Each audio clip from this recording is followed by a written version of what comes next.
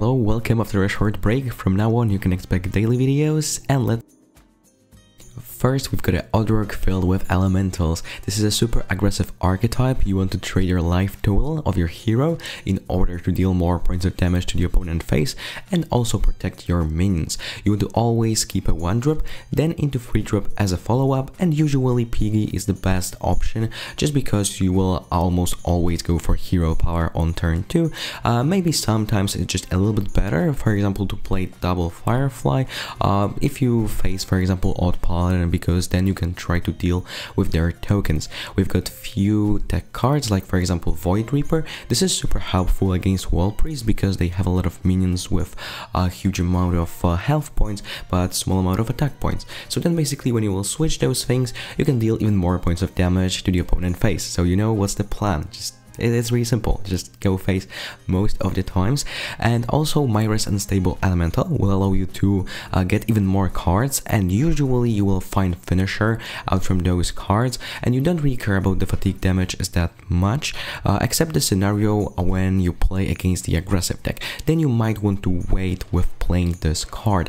Also, usually as a finisher you will play Place Caller to deal more points of damage, and then you don't really have to care about any kind of taunt minion, and if this won't be enough, you still get a pretty nice body. And Sonya will allow you to just get even more minions. Especially it works really well when you've got some sort of Valkyrie, for example, because then you can play a really cheap minion and get even more points of value. Right now, because even Paladin lost equality, there is just no reason to play Wild Pyromancer, and right now we can focus a little bit more on the mid-range aspect and also on the tech cards. That's why we've got a lot of them in this deck. Ooze will help you a lot against weapon classes, okay, that's obvious, but for example, when you've got something that relies heavily on one weapon, you can just counter Warlocks, for example, super easily, and then you will delay their Void Duddies, and basically you will have more time to apply more pressure. You want to mainly focus on the Carpet Taker and some sort of buffs on it, but if this will fail, you still have got few different options, especially against ODK decks because of the Mojo Master. This card is great because, for example, imagine that you are playing against the Mechatoon Druid. Then they've got their combo, but you counter their whole plan by this one card, and usually during this time you will have enough of it in order to just kill the opponent because they won't have any kind of answer to your minions, and yeah, then basically you will kill them in those 2 or 3 turns. We've got also Berserker. It might look like a trashy vanilla card, but it's actually pretty powerful because against Odd Paladin you can deal even more points of damage, and then for example deal with their tokens with the Consecration or Avenging Craft. So basically you still have got the plan how to try to counter them. Because they do not have level up, they will be still usually in range of the Consecration. With this deck list, we've got a really similar plan, faces the place, but there is a little bit different core of the deck. Here we will use Pirates, and because Pirates really like weapons, we'll use a ton of them and try to buff them.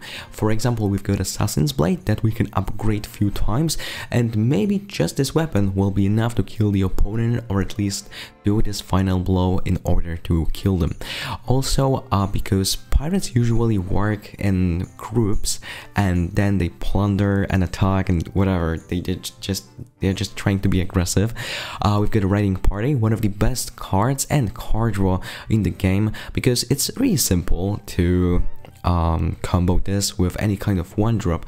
For example, the little elemental out from the Firefly, and then you will get a ton of steam to deal even more points of damage, and in order to just be more aggressive. And of course you can use Leroy as a Even Shamey is almost the same. You still want to use your hero power, then buff those little tokens. Because of Flamethrower Totem, right now this deck performs a little bit worse, but it's still pretty okay. You want to flood the board to then play the Sea Giant, and also we want to tech in Ooze because all those weapons are pretty annoying, and because you get a good stats and also the bonus effect. It just works, it's pretty okay. And also Mojo Master, just like I said, this is a great card because you will buy yourself a little bit more time, and this should be usually enough in order to kill the opponent. And also we've got the Carpet Taker package that you usually want to use, or like this is the great target for those buffs, because when you will get the Wind Fury, you just go face. You usually do not think, you just go face.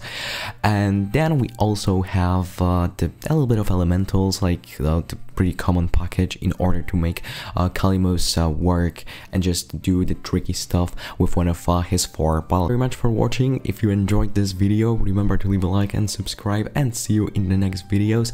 Also, I ordered a laptop, so I think it will be way easier for me to just stream and create videos like every single day and just work on my schedule. So maybe finally we'll have a live streams like every day, maybe like, you know, from time to time, but we need some sort of schedule, and I think soon I will just give it to you, and then you can expect just more.